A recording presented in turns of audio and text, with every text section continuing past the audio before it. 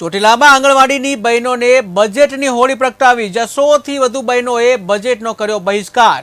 માનદ વેતનમાંથી લઘુત્તમ વેતનમાં કરવાની માંગ કે જ્યાં ચોથા વર્ગના કર્મચારીઓમાં સમાવેશ કરવાની માંગ જે નહીં સ્વીકારવામાં આવે તો ઉગ્ર આંદોલનની ચીમકી ઉચ્ચારવામાં આવી છે। જ્યાં આંગણવાડી કેન્દ્રોમાં તાળા મારવાની પણ ચીમકી ઉચ્ચારી।